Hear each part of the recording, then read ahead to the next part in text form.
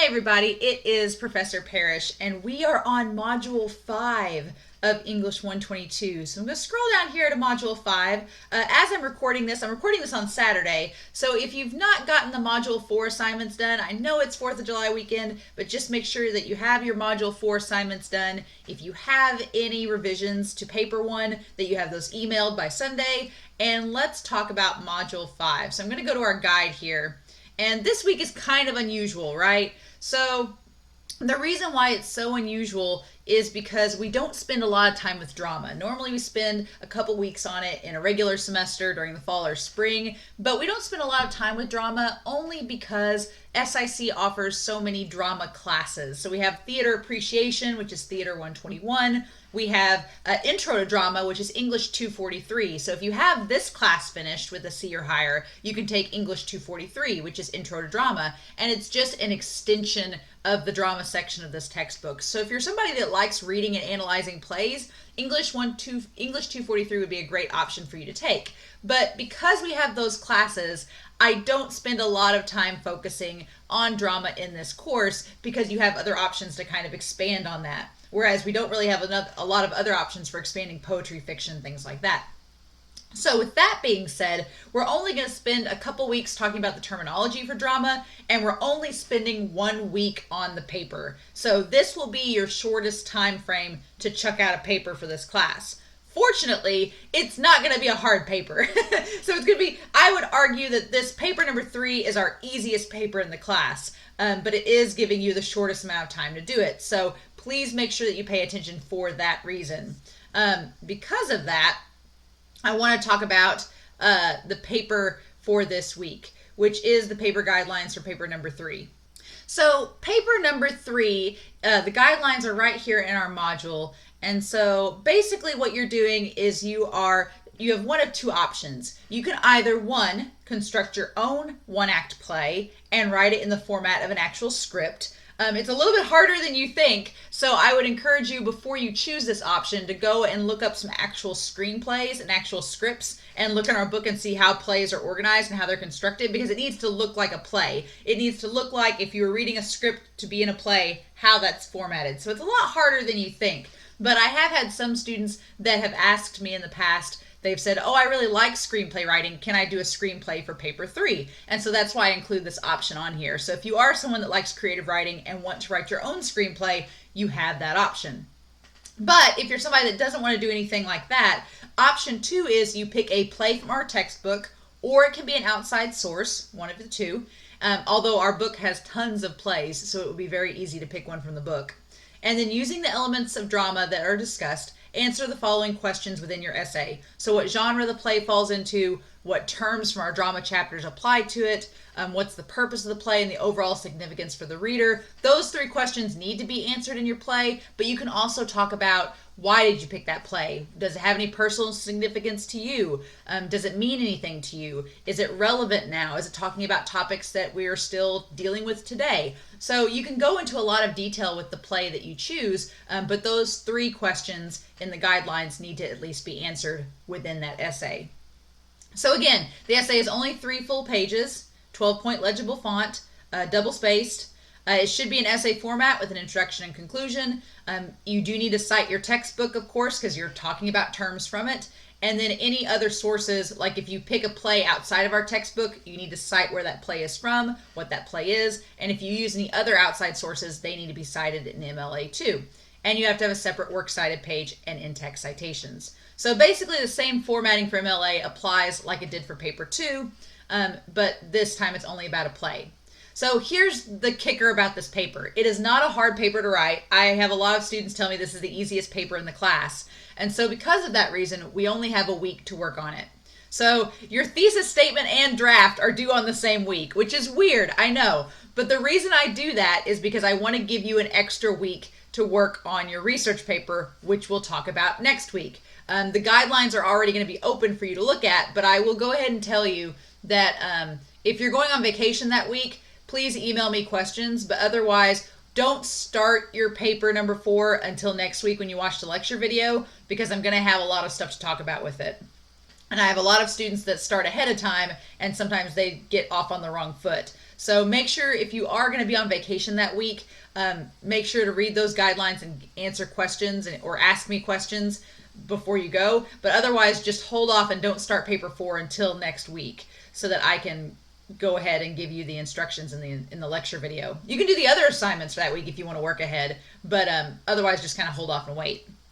Now with that, you do get a chance to revise this third paper. So as you can see here in the guidelines, even though your paper is due July 11th, once I grade and give it back to you, you'll have till July 25th, that Sunday, to turn in revisions. So you will get a chance to revise this paper. So I know it's a lot to do a paper in a week, but don't freak out. It's only 3 pages.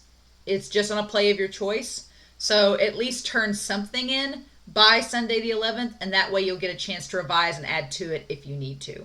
So don't freak out about that. It should be a not stressful assignment. I am assigning it in 1 week so that you'll have time to work on your research paper, which is quite longer, and you'll need more time for it.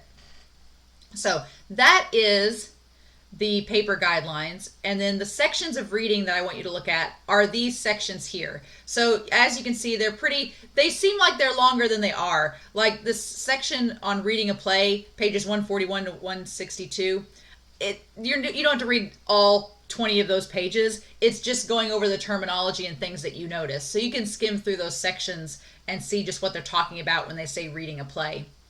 And then look at the section on tragedy and comedy, the modern theater, evaluating a play, and then the part about writing about a play is pretty helpful to give you some ideas about how to kind of construct a paper when you're analyzing a piece of drama.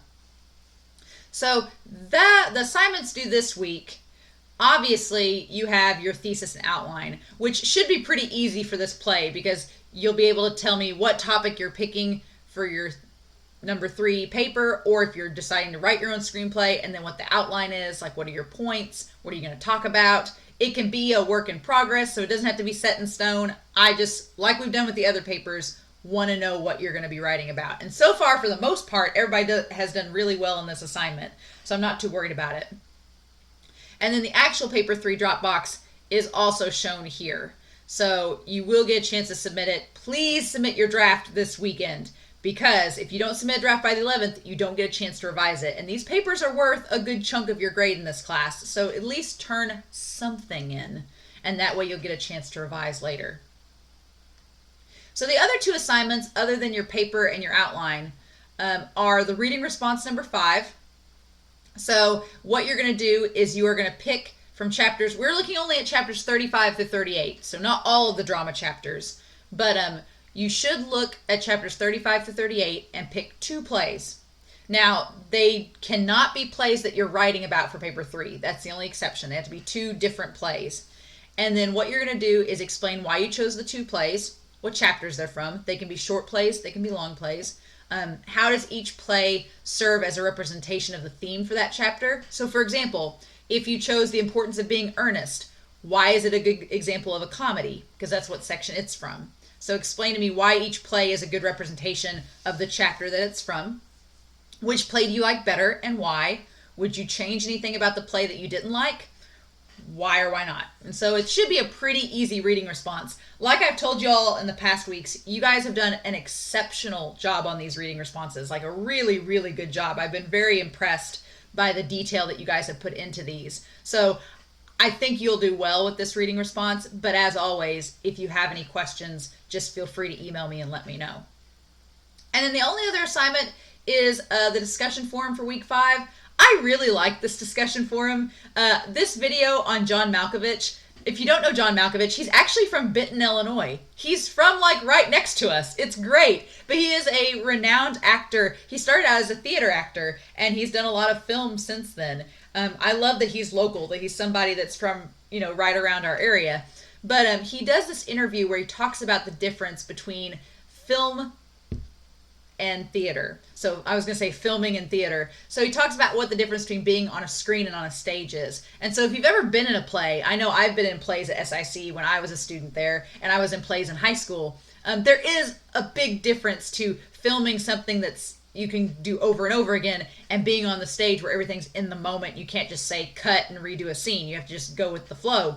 And so he talks about that, and it's not a long video, but it's really, really interesting, his thoughts on plays versus film. And so what I want you to do is watch the video, and then afterwards answer these questions related to it. And some of you have already done this discussion forum, and I've really liked your answers so far. I was trying to think, Nelanie, your talk about the wave. Absolutely. That was my favorite part of the video. So I'm really curious to know what your guys' thoughts are on that, on his discussion in that interview. So yeah, that's module 5. Like I said, we don't get a lot of time on drama, but if you end up liking drama and you want to take more classes on it, there's Theater 121, English 243, and there's also Theater 243, which is also Intro to Drama. So if you need Intro to Drama, the English version for your major, you can take that version, or you can take the theater version. They're both very similar classes. So yeah, if you all have any questions, please let me know. These assignments are all due July 11th, which is next Sunday.